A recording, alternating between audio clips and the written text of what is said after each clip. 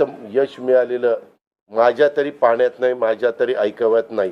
कदाचित पूर्वीचा काळ वेगळा काँग्रेसचा असेल त्यावेळेस कधी झालं असलं तर माहिती नाही, परंतु बाकीचे विरोधक नगण्य होते त्यावेळेसची गोष्ट. परंतु अलीकडच्या काळामध्ये जसं आम्हाला समजतंय तसं तर एवढं प्रचंड यश हे पहिल्यांदाच मिळालेलं यशाने आम्ही हुरळून पण जाणार नाही आणि आम्ही अतिशय जमिनीवर पाय ठेवून आता म्हणजे जसे जसे ते आकडे आम्हाला दिसत होते तसे तसे तसे फायनान्सच्या गोष्टी माझ्या डोळ्यासमोर येत होत्या. मी देवेंद्रजींना पण फोन केला तेव्हा म्हटलं देवेंद्रजी खूप काही काम करावं लागेल. एकनाथरावजींना पण तसं सांगितलं की फार आर्थिक शिस्त आपल्याला त्याच्यामध्ये आणावी लागेल आणि आम्ही आणू. त्याच्यात आम्हाला हे नवीन नाही आहे, आम्ही सगळे अनुभवी माणसं, आम्हाला त्याच्यामध्ये कुठली काही अडचण नाही. आणि शिवाय आमच्या पाठीशी केंद्र सरकार आहे, तो आम्हाला खूप मोठा एक आधार आहे. एक आमच्या पाठीशी एक मोठा भक्कम अशा प्रकारचा भरोसा आहे. आणि त्याच्यामुळं ह्या सगळ्या ज्या काही गोष्टी झालेल्या आहेत, आता विरोधक टीका करतात की बाबा बॅलेट पेपरनी घ्यायला पाहिजे होतं, मग बॅलेट पेपरने लोकसभेला पण घ्यायला पाहिजे होतं. लोकसभेचा निकाल लागला की तो बरोबर आणि इथला निकाल लागला की मग बॅलेट पेपर यायला पाहिजे, मग मशीन काय EVM बरोबर नाही, असं नाही चालत. आता झारखंड पण आमच्या हातनं गेलंच ना, आम्ही कुठं काय म्हणतो. ठीक आहे, त्या जनतेने कौल दिलेला आहे तशा पद्धतीनं महाराष्ट्रातल्या विशेषतः महाराष्ट्रामध्ये बऱ्याचदा आपले जे 6 रिजन आहेत ना, मराठवाडा, विदर्भ, पश्चिम महाराष्ट्र, कोकण, मुंबई, अशा सगळ्या वेगवेगळ्या रिजनमध्ये नाशिक, सगळीकडेच तुम्ही बघितलं तर सगळीकडे महायुती जोरात चालली. असं कुठं नाही की मागच्या वेळेस कसं झालं, आम्हाला झटका दिला तो मराठवाड्याने दिला, आमची एकच जागा त्यावेळेस भुमरे साहेबांची आली संभाजीनगर सिटीतली, बाकीकडे सगळीकडे आम्हाला दारुण पराभवाला सामोरं जावं लागलं. आणि तसं ह्या वेळेस झालं नाही. तुम्ही जर अंदाज घेतला तर सगळीकडेच चांगल्या प्रकारे महायुतीला यश मिळालं. काही जागा गेल्या त्या फार थोड्या मतांनी त्या बाबतीमध्ये गेलेले आहेत, असंही चित्र. आणि मीडियावाल्यांनो, मला एक तुम्हाला इलेक्ट्रॉनिक पण आहे, प्रिंट पण मीडिया आहे, मला एक कळत नाही, तुम्ही खऱ्या बातम्या देत चला ना. जे खऱ्या देत नाही त्यांना मला म्हणायचं तुम्ही बाकी सगळे खऱ्या बातम्या देतात, त्याच्याबद्दल दुमत नाही. पण मी TV चालू केलं आणि अजित पवार पोस्टल बॅलेटमध्येच मागं, मी विचारतोय तिथं फोन करून, ते म्हणले नाही दादा आपण पुढं आहे.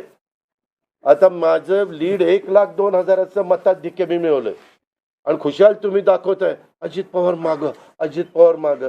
मग काही जण म्हणलं का रे असे दाखवतायत, TRP त्याच्याशिवाय वाढत नाही. अरे तुमच्या TRPला आम्हाला का मातीत घालताय, आमची का बदनामी करताय. त्याच्यामध्ये मी नंतर पुन्हा अधिकाऱ्यांच्याकडनं माहिती घेतली की नक्की पोस्टल बॅलेट किती झाले. पोस्टल बॅलेटमध्ये पण आम्ही पुढं होतो आणि रेग्युलर मतदानामध्ये पण पुढं होतो. सांगायचं तात्पर्य की बाबा तुमच्यावर सगळ्या चॅनलवर जनतेचा एवढा विश्वास आहे, म्हणजे विश्वास नाही ते सकाळच्या 9 वाजताच्या भोंग्यावर विश्वास नाही, पण बाकीच्यांवर फार विश्वास आहे. माझं एवढंच म्हणणं आहे की खऱ्या बातम्या दिल्या तर काही वाईट होणार नाही. पण खूप चांगलं यश मिळालं. अजून पण काही काउंटिंग चालू आहे, काही ठिकाणी रिकाउंटिंग मागितलेलं, ठीक आहे, तो त्यांचा प्रत्येकाचा अधिकार आहे. पण खरोखरीच सगळ्याच राज्यातली जबाबदारी महायुतीवर वाढलेली आहे आणि त्या उलट आम्हाला अधिक जास्त बारकाईनं इथून पुढं काम करावं लागणार आहे. कारण एवढं दैदिप्यमान यश या सगळ्यांनी मिळवून दिलेलं आहे आणि जनतेचे मानावे तेवढे आभार कमीच आहेत. म्हणजे काय आता त्यांच्याकरता, म्हणजे त्यांच्या ऋणातच आम्ही राहू इच्छितो. आणि 5 वर्ष अक्षरशः अतिशय एकोप्याने ही युती शेवटपर्यंत कशा पद्धतीनं काम करेल आणि जनतेने टाकलेल्या विश्वासाला कुठल्याही परिस्थितीमध्ये तडा जाऊन दिला जाणार नाही. अतिशय चांगल्या पद्धतीनं राज्याच्या सर्वांगीण विकासाच्या करता जसं आम्ही विकास हा केंद्रबिंदू मानून पुढं गेलो, तशाच पद्धतीचं काम इथून पुढच्या काळामध्ये देखील महायुतीच्या वतीनं त्या ठिकाणी चालेल, अशा प्रकारची खात्री मी आपल्या पत्रकार मित्रांना पण देतो आणि आपल्यामार्फत महाराष्ट्रातल्या तमाम जनतेला देतो. पुन्हा एकदा मतदार बंधू भगिनींचं, सर्वांचं, मीडियाचं, इलेक्ट्रॉनिक प्रिंट सर्वांचं मी मनापासून आभार मानतो, मनापासून धन्यवाद देतो. धन्यवाद. अरे मराठी मातृभाषा अभिजात भाषेचा दर्जा आत्ताच दिलाय ना, लगेच विसरायला लागला. नाही ते दिल्लीत बोलतात. मी माझी भावना मगाशीच मांडली आहे. केवळ आत्ता एवढंच सांगेन की महाराष्ट्राच्या जनतेसमोर आम्ही नतमस्तक आहोत. जनतेने ज्या प्रकारचा विजय दिलेला आहे, खऱ्या अर्थानं हा विजय एक प्रकारे आमची जबाबदारी वाढवणारा विजय आहे. देशाचे प्रधानमंत्री मोदीजींवर महाराष्ट्राने दाखवलेला विश्वास आहे आणि त्यामुळे आता आम्हाला खूप काम महाराष्ट्रामध्ये करावं लागेल याची आम्हाला जाणीव होते आहे. म्हणून पुन्हा एकदा महाराष्ट्रातल्या सगळ्या मतदारांच्या चरणी आम्ही नतमस्तक होतो आणि त्यांना आश्वस्त करतो की त्यांनी जो विश्वास दाखवला आहे त्या विश्वासाला आम्ही तडा जाऊ देणार नाही. सगळ्यांचे अतिशय मनापासून आभार.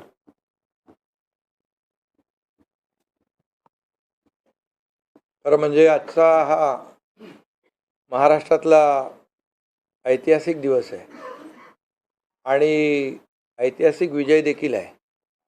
आतापर्यंतच्या अनेक वर्षांच्या निवडणुका आपण पाहिल्या, परंतु ही निवडणूक लोकांच्या हातात घेतली अशा प्रकारची निवडणूक होती. म्हणजे लँडस्लायडिंग जो काही विक्ट्री आपण म्हणतो ऐतिहासिक, याला काय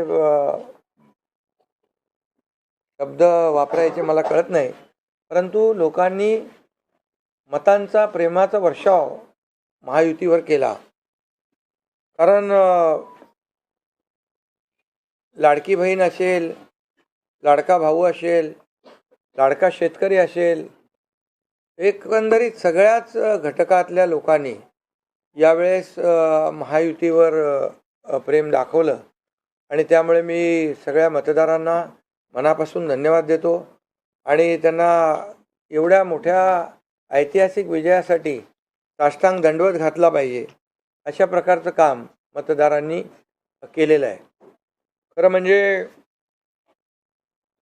गेल्या सव्वा दोन वर्षामध्ये मी देवेंद्रजी, अजितदादा, आम्ही जे काम केलं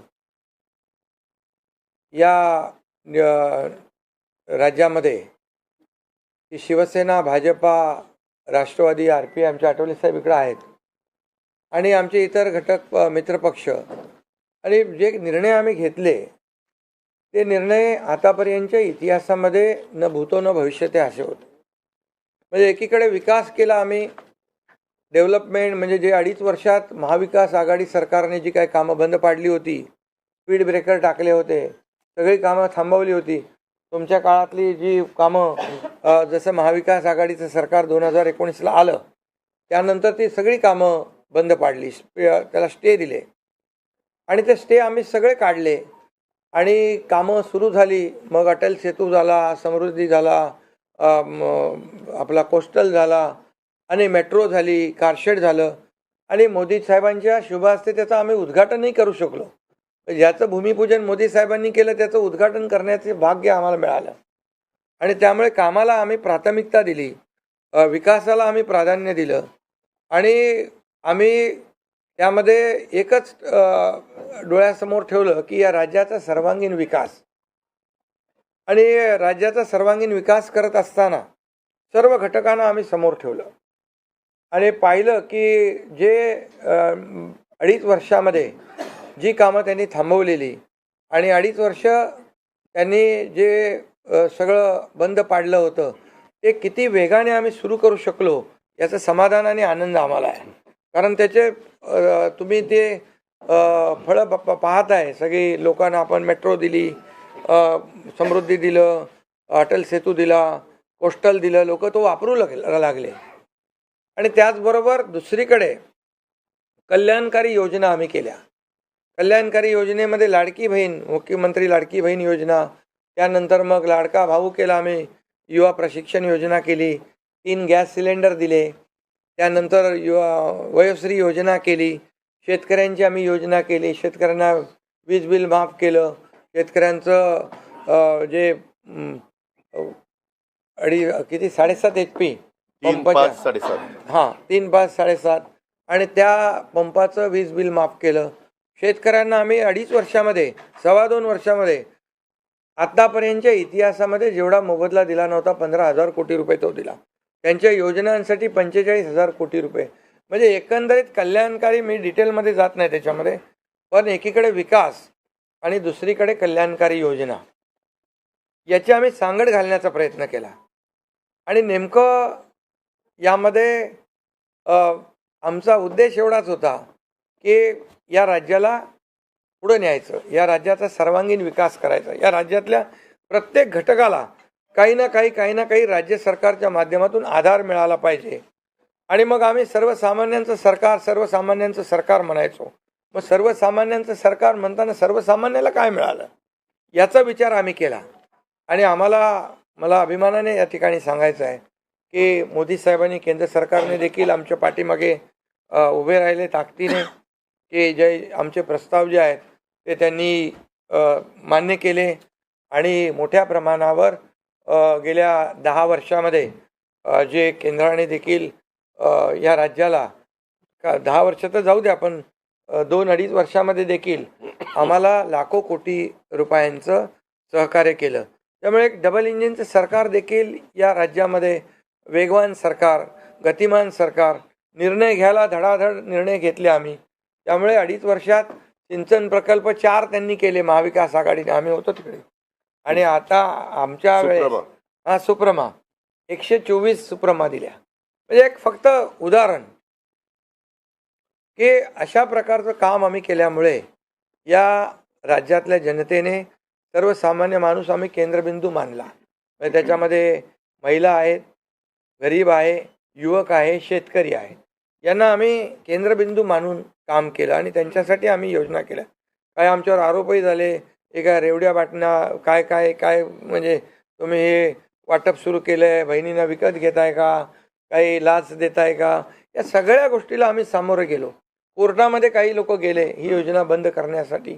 आणि म्हणून लाडकी बहीण योजना जी आहे, त्याचबरोबर शासन आपल्या दारी, आम्ही याच्यापूर्वी शासन आपल्या दारी आम्ही केलं. डायरेक्ट तेव्हाही योजना होत्या, पूर्वी लाभही होते, सगळं होतं, परंतु लोक कंटाळून ते योजनांचा लाभ घेण्यापासून वंचित राहत होते. आम्ही 5 कोटी लोकांना त्याचा लाभ दिला, शासन आपल्या दारी. आणि आपल्या लाडकी बहीण योजना, यामुळे एकंदरीत लोकांनी विश्वास ठेवला की हे देणारं सरकार आहे, हे फक्त बोलणारं सरकार नाही आहे. आणि म्हणून देणारं सरकार आहे याच्यावर विश्वास ठेवला. आणि कल्याणकारी योजना ज्या केल्या आम्ही फक्त बोललो नाही, तर 5 इन्स्टॉलमेंट लाडक्या बहिणींच्या खात्यात टाकले सुद्धा. आणि आम्ही तर, आम्हाला माहीत होतं हे विरोधक सावत्र भाऊ आमच्या या नोव्हेंबरच्या पैशामध्ये अडकाटी आणतील, म्हणून आम्ही ऑक्टोबरमध्येच आचारसंहिता लागायच्या अगोदर नोव्हेंबरचे पण पैसे दिले. कारण शेवटी आम्ही देण्याची नियत आमची आहे, नियत साफ आहे. कारण आम्ही फक्त कागदावर योजना ठेवायच्यासाठी केलं नाही. आणि त्यामुळे एकंदरीत या राज्यामध्ये सर्वसामान्यांचं सरकार सर्वसामान्यांसाठी काहीतरी करतंय ही भावना प्रत्येकाच्या मनामध्ये निर्माण झाली. आणि आम्ही म्हणालो कॉमन मॅन. आता कॉमन मॅनने आम्ही ठरवलं की त्यांच्या जीवनामध्ये काही बदल घडवून, चांगले दिवस आणून त्याला सुपरमॅन करायचं. पण त्यांनी आम्हाला या निवडणुकीत सुपरमॅनसारखं काम करून दाखवलं. आणि एवढं भरभरून त्यांनी आशीर्वाद दिले की लोकांनी एवढंच आहे की यामध्ये बऱ्याचशा गोष्टी स्पष्ट झाल्या. लोकांनी कल्याणाचं आणि विकासाचं राजकारण स्वीकारलं. लोकांनी सुडाचं, आरोपाचं, द्वेषाचं राजकारण झिडकारलं. आणि म्हणून 2 निवडणुका ज्या लोकसभेमध्ये पण, आणि लोकसभेत फेक नरेटिव्ह वगैरे सगळं केलं, काय काय केलं, संविधान बदलणार वगैरे, सगळ्या जातीमध्ये भीती निर्माण केली, प्रत्येकाला घाबरवलं. तरीसुद्धा एवढं होऊन पण प्रधानमंत्रीपदी मोदी साहेबच बसले. आता ते म्हणाले जनतेच्या दरबारात जाऊ, आम्ही जनतेच्या दरबारात जाऊ, लोकसभेच्या वेळेस पण गेले. पण शेवटी एवढं करून, एवढं सगळं खोटं नाटं सांगून, लोकांना घाबरवून पण प्रधानमंत्रीपदी शेवटी मोदी साहेब बसले. आणि आताही म्हणाले आम्ही जनतेच्या दरबारात जाऊ. आता जनतेने त्यांना जो काय मॅन्डेट द्यायचा तो दिलेला आहे. आणि त्यामुळे जनतेने पूर्णपणे विकासाला आणि कल्याणकारी योजनांना स्वीकारलेला आहे. यामध्ये लोक रोज आमचं सरकार स्थापन झाल्यापासून रोज सरकार पडणार, सरकार पडणार, सरकार पडणार, रोज आम्हाला 3-4च शब्द ठेवले होते त्यांनी. ते शब्द तुम्हाला माहीत आहे, मी ते परत त्याचा उच्चार करू इच्छित नाही. पण 4था शब्द होता का? नाही. पण आम्ही त्याला आरोपाने उत्तर नाही दिलं. आम्ही कामातून उत्तर दिलं त्याला, आणि कामातून उत्तर दिलं, आणि ते काम लोकांना भावलं की बाबा हे काम करणारे लोक आहेत आणि काम सर्वसामान्य लोक आहेत. मी स्वतःला काय समजायचो, सीएम म्हणजे चीफ मिनिस्टर, मी म्हणायचो कॉमन मॅन आहे. आता कॉमन मॅनमध्ये मी जायचो. आता आमचे दोन्ही उपमुख्यमंत्री दोन्ही आम्ही 24/7 काम करत होतो. आणि याच्यामुळे घरी बसून सरकार चालवता येत नाही, फेसबुकवरून सरकार चालवता येत नाही, हे स्पष्ट झालेलं आहे. आणि म्हणून आम्ही लोकांच्या, बाळासाहेब सांगायचे, कार्यकर्ता घरात नाही लोकांच्या दारात शोभून दिसतो. शासन आपल्या दारी आम्ही घेऊन गेलो, शासन आपल्या दारी घेऊन गेलो आम्ही. आणि म्हणूनच आज बाळासाहेबांच्या विचारांनी आम्ही सरकार स्थापन केलं 2019ला मोदी साहेबांच्या आशीर्वादाने. आणि 2019ला जे सरकार स्थापन व्हायला पाहिजे होतं ते सरकार स्थापन झालं नाही, ते लोकांनी बरोबर लक्षात ठेवलेलं आहे. लोक ते विसरलेले नाहीत. आणि म्हणून या निवडणुकीत देखील कोण कुठल्या पक्षाचा, आता तुमचा कुठला पक्ष आहे? तुमचा राष्ट्रवादी घड्याळ. आता तो कोणाचा आहे ते लोकांनी ठरवलं. आणि शिवसेना कोणाची आहे तेही ठरवलं. आणि लोकांनी ते ठरवलं. त्यामुळे आता बऱ्याचशा गोष्टी त्या स्पष्ट झालेल्या आहेत, बऱ्याचशा गोष्टी स्पष्ट झाल्या. आणि मला समाधान आहे की 2019ला 56 जागा आल्या होत्या, आणि त्या 56 मला वाटतं आताही 56 जागा आल्या, अजून चालू आहे. पण एकंदरीत आत्ताच्या पर्यंत म्हणजे विकासाला लोकांनी महत्त्व दिलं. मोदीजींनी, आता अमित भाई असतील, नड्डाजी आहेत, तिथं पियुषजी आहेत, केंद्रीय मंत्री आपले भूपेंद्रजी आहेत, राजनाथ सिंगजी, बऱ्याच सगळ्या लोकांनी, आठवले साहेब तर आपल्या सोबतच आहेत, आठवले साहेब सोबत 100%. तर एकंदरीत आपण सगळ्यांनी या निवडणुकीमध्ये एकत्र येऊन काम केलं. आता एकत्र येऊन काम केलं, आता त्याच्यामध्ये काही लोकांनी म्हणा त्याचा अर्थ वेगवेगळा काढला. मोदी साहेब म्हणाले एकत्र या, विकासासाठी एकत्र या.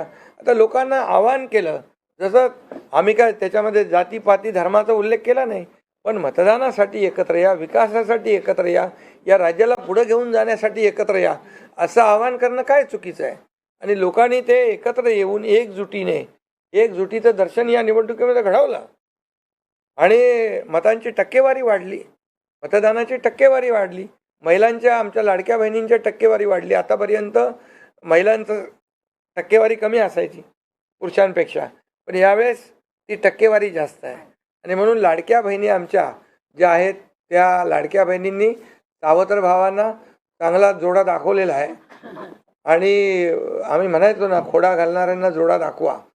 तर एकंदरीत ही निवडणूक जी आहे, ही निवडणूक विकासाच्या अजेंड्यावर, कल्याणकारी योजनांच्या ह्याच्यावर, आणि जे विचार आहेत, आज आमचे शिवसेना म्हणून बाळासाहेबांचे विचार आहेत, दिघे साहेबांची शिकवण, मोदीजींची जे काही जो त्यांचा सपोर्ट आहे, केंद्राचा सपोर्ट आहे, या सगळ्या गोष्टी ज्या आहेत या निवडणुकीमध्ये कामी आले. शेवटी लोकांना काय पाहिजे? लोकांना शिव्याशाप नको आहे, लोकांना आरोप प्रत्यारोप नको आहे, लोकांना सुडाचं राजकारण नको आहे. लोकांना हवं आहे डेव्हलपमेंट हवं आहे, आणि विकास आणि विकास यावर आम्ही भर दिला. आणि आज त्यामध्ये किती आरोप केले, खोटे बोला, आपण रेटून बोला. आता अजितदादा मगाशी म्हणाले की तुम्ही पण काय काय ते बातम्या अशा, सकाळी तर अशा बातम्या चालल्या होत्या की बोला आमचा काय कार्यक्रम होतो का काय, आमचा करेक्ट कार्यक्रम करायचं चालू. तर याच्यामध्ये खूप चांगलं निर्णय झाला, चांगला एक आपला ऐतिहासिक विजय झालेला आहे. आणि त्यामुळे खऱ्या अर्थाने आमची जबाबदारी वाढलेली आहे. आता या सगळ्या ज्या काही जे घेतलेले आम्ही निर्णय आहेत की आमचा एकही निर्णय कागदावर राहिलेला नाही. मी त्या सगळ्या निर्णयात जाऊ इच्छित नाही, पण एकही निर्णय आम्ही कागदावर ठेवला नाही. कुठली योजना आहे ती कार्यान्वित केली आम्ही. आणि त्यामुळे जो लोकांचा विश्वास, शेवटी यापूर्वी देखील आपण पाहिलं की काँग्रेस सरकार ज्या ठिकाणी असतील त्यांनी किंवा महाविकास आघाडी ज्यांनी ज्यांनी काही निर्णय घेतले, काही आश्वासनं दिली, ती पाळली नाहीत. आश्वासनं दिली, नंतर कर्नाटकमधलंच आश्वासन घ्या, हिमाचलमधलं घ्या, आपल्या राजस्थानमधलं घ्या पूर्वीचं, की त्यामध्ये आश्वासन दिल्यानंतर निवडून आल्यानंतर केंद्राकडे पैसे मागायला लागले. आमच्याकडे पैसे नाही, हमारे पास पैसे नाही आहे. असं आम्ही केलं नाही. आम्ही जे बोललो, आमची हातपाय काय म्हणतो त्याला, पांघरून पाहून आम्ही पाय पसरला. हां, ते आम्ही अंतरून पाहून पाय पसरले. आणि ज्या योजना आम्ही केल्या, या योजनांचं पूर्णपणे त्याच्यामध्ये कुठलीही योजना बंद होणार नाही याची आम्ही काळजी घेतली. सगळे नियम आम्ही पाळले, सगळ्या RBIच्या केंद्र सरकारचे गाईडलाईन आम्ही पाळल्या, कुठलंही व्हायलेशन आम्ही केलं नाही. आर्थिक दृष्टिकोनातून जे जे काही आम्ही नियोजन करायचं ते केलं. आणि त्यामुळे त्यांना लोकांनी खोटं ठरवलं. ते आम्हाला म्हणाले, तुम्ही लाडकी बहीण योजना देताय, पैसे कुठून आणणार, पैसे कुठून हे फसवं आहे. आणि त्यांनीच आमची योजना चोरून नंतर त्यांच्या वचननाम्यामध्ये टाकली. मग तुम्ही कुठून आणणार. म्हणजे लोकांना कळलं की हे फक्त बोलतायत, करणार नाहीत. आणि विश्वासाचा भाग आहे. आम्ही 2-2.5 वर्षामध्ये जे करून केलं ते लोकांसमोर आहे. आम्ही कुठलंही काही त्याच्यामध्ये लपवाछपवी केली नाही. जे आहे ते स्पष्टपणे आम्ही मांडलं लोकांच्या समोर. लोकांच्या दरबारामध्ये आम्ही गेलो आणि लोकांना काम आवडतं, लोकांना विकास पाहिजे, लोकांना कल्याणकारी योजना पाहिजेत, ते आम्ही देण्याचा प्रयत्न केला आणि विकासाकडे या राज्याला नेण्याचा आम्ही प्रयत्न केला. यामध्ये केंद्राचा आम्हाला खूप मोठ्या प्रमाणावर सपोर्ट मिळाला. 10 वर्षामध्ये, मी तो आकडा अगोदर पण मी सांगितला होता, मनमोहन सिंग प्रधानमंत्री होते, 10 वर्षात राज्याला त्यांनी 2 लाख कोटी दिले. पण यावेळेस 10 वर्षामध्ये मोदीजींनी 10 लाख कोटी दिले. हे आत्ताचं नवीन उदाहरण तर 76,000 कोटी वाढवण बंदर आहे, दिघी बंदर आहे. हे अशी म्हणजे डेव्हलपमेंटसाठी जे आहे, मग ते एअर कनेक्टिव्हिटी असेल, water connectivity, rail connectivity, road connectivity असेल, अनेक प्रकल्पांना, जे काही पाण्याची योजना असतील आमच्या, त्या सगळ्याला खूप मोठ्या प्रमाणावर सपोर्ट केला. आणि त्यामुळे आम्ही या राज्याला विकासाकडे घेऊन जाऊ शकलो आणि लोकांना कल्याणकारी योजना आम्ही देऊ शकलो. आणि लोकांना आम्ही याच्यामध्ये मतं नाही, आम्ही लोकांची मनं जिंकलेली आहेत. आज लोकांना शेवटी काय, विश्वास महत्त्वाचा आहे. विश्वासावर सगळ्या गोष्टी चालतात. तुम्ही काही सांगा आणि नंतर त्या हात वरती करा, अशा प्रकारचं काम आमच्याकडून झालं नाही. आणि त्यामुळे आम्ही काम करणारे लोक आहोत, कार्यकर्ते आहोत. आणि म्हणून आम्ही 24/7 काम केलं. जेव्हा जेव्हा शेतकरी अडचणीत आला तेव्हा तेव्हा त्याच्या मागे आम्ही उभं राहिलो. त्याला वाऱ्यावर आम्ही सोडलं नाही. आणि त्यामुळे जो सर्वसामान्य घटक जेव्हा जेव्हा अडचणीत आला त्याच्या मागे आम्ही उभं राहण्याचं काम केलं. त्यामुळे एक प्रकारचं हे सरकार जे आहे, एक पाठीराखा सरकार, एक सरकार जे आहे हे सर्वसामान्याला न्याय देणारं सरकार आहे. जनतेच्या पाठीमागे ताकदीने उभं राहणार सरकार आहे. जसं आमच्या मागे केंद्र सरकार ताकदीने उभं राहिलं, तसं आम्ही जनतेच्या मागे उभे राहिलो. आणि म्हणूनच आम्हाला हा असा प्रचंड दैदिप्यमान हा विजय मिळालेला आहे. आणि आम्ही या विजयाचं श्रेय जे आहे आमच्या मतदारांना देतो, जनतेला देतो. जे आमचे महायुतीचे सर्व कार्यकर्ते आहेत त्यांनी मेहनत घेतली आहे त्या सगळ्यांना देतो. आणि म्हणूनच यापुढे या जे काही काम आहे या जनतेच्या हितासाठी करणं एवढंच आमची जबाबदारी आहे. त्यामुळे पुन्हा एकदा मी आपल्या सगळ्या पत्रकारांना मनापासून धन्यवाद देतो, आपलेही आभार मानतो.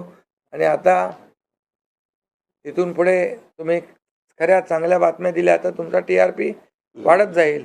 आमचे प्रकल्प जे आम्ही सुरू केलेत त्याच्या बातम्या द्या, लोकांच्या फायद्याचे जे प्रकल्प आहेत त्याच्या बातम्या द्या.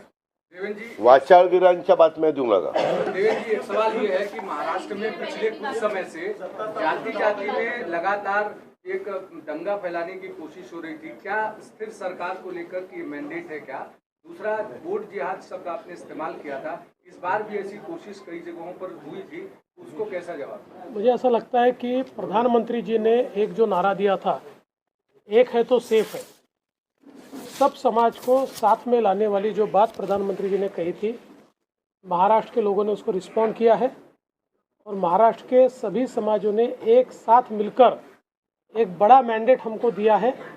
मुझे लगता है कि आज निश्चित रूप से जो लोग तुष्टीकरण की राजनीति करना चाहते थे, जो डिविजिव पॉलिटिक्स करना चाहते थे, उनको करारा जवाब जनता ने ही दिया है और प्रधानमंत्री जी की बात को लोगों ने यहाँ पर एक्सेप्ट किया है। आप दोनों से ये सवाल है, एनसीपी और शिवसेना, आप दोनों को लेकर ये आरोप लग रहे थे बार बार, आप दोनों के लिए साथ की लड़ाई थी, शिवांगी ठाकुर जी न्यूज, एकता जी और अजित पवार जी की नकली है। क्या आपको लगता है आज के बाद ये आरोप, अब जनता ने जवाब दे दिया है, आपकी ओर से क्या जवाब दिया जाएगा? क्योंकि असली और नकली का फैसला जनता ने दिखाया ना। अभी आपने पहले ही बोल दिया ना। नहीं, आपकी ओर से जानना चाहते हैं, क्योंकि देखिए बार-बार नहीं, देखिए जनता ने आज बता दिया है, असली नकली में मैं जाऊंगा नहीं, लेकिन बाला साहब ठाकरे जी की विचारधारा वाली जो शिवसेना है, शिवसेना भाजपा की गठबंधन वाली जो शिवसेना है, एक विचारधारा वाली शिवसेना, आज लोगों ने तय कर लिया है कौन है, मैंडेट दिया है लोगों ने आज। अभी तो मुझे लगता है वो तो अभी उनको तो हम कैसे रोकेंगे, वो तो और कुछ ना कुछ बोलते रहेंगे, लेकिन जनता की अदालत में जाने के बाद उनको भी दिखाया है और हमें भी दिखाया है।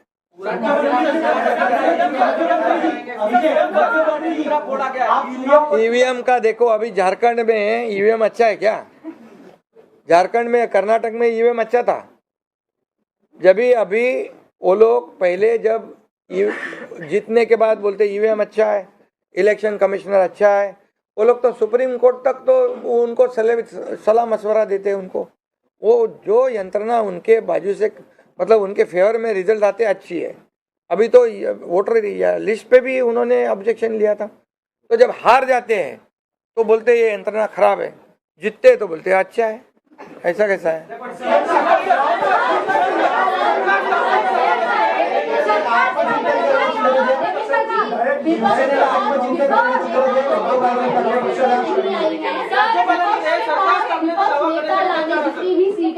तो यही तो देखिए, यही तो मैं बता रहा हूँ कि जनता ने पूरी तरह, मैंने पहले भी कहा था कि पूरी तरह थम्पिंग मेजोरिटी मिलेगी।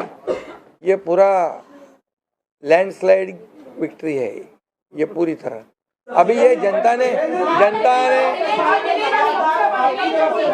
भरपूर दिया है। अभी उनको उनकी जगह दिखाई है।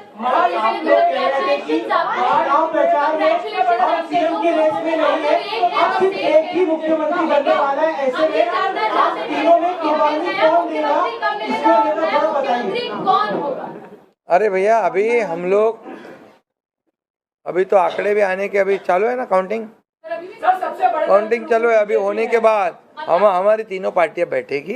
हमारा जैसे आपको बताते हैं, जैसे हमने सीटों का बंटवारा हुआ, हमें कोई मतभेद हमारे में नहीं थे, आज भी कोई मतभेद नहीं है। हम हमारे वरिष्ठ और हम लोग बैठ कर उसके ऊपर निर्णय लेंगे। बच्चे हैं नई सरकार को लेकर के, तो क्या कब तक दावा पेश करेंगे गवर्नर के पास?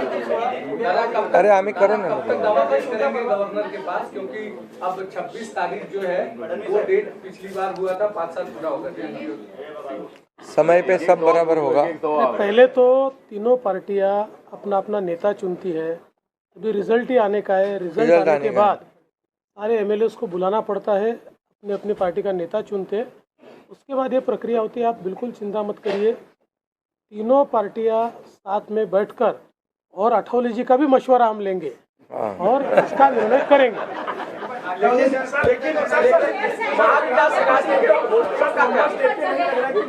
महाविकास अघाड़ी में दादा होटल बुक किए थे, वहाँ पर एमएलए को रखा जाएगा। तो ये जनता ने तय किया है ना, पर एक कमेंट जनता ने इतना भरोसा दिखाया है, अभी हमारी जिम्मेदारी बढ़ गई है।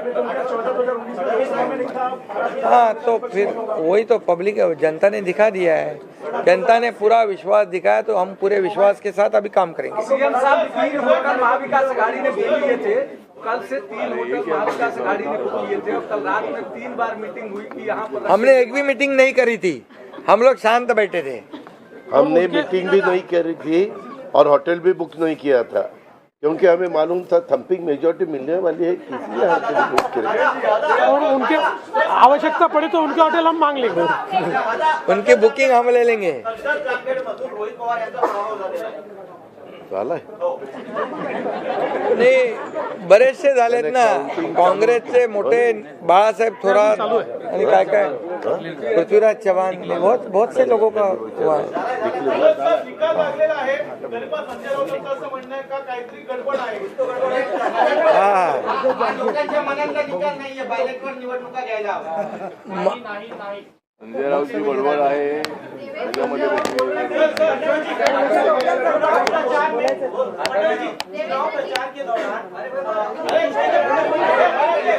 अरे भाई छोड़ो। चला आता 2 प्रश्न मराठीत घेऊ आपण, संपला. महाराष्ट्रात बसलो आणि मग संपू। संपा. 2 प्रश्न मराठी।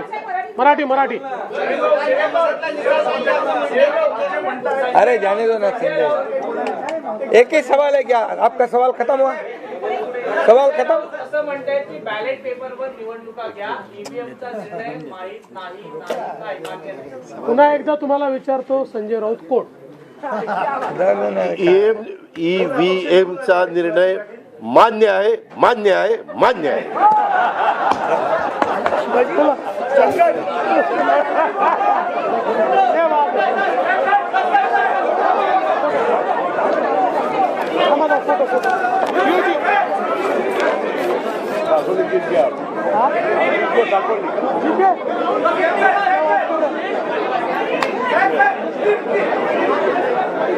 आणि राम शिंदे 300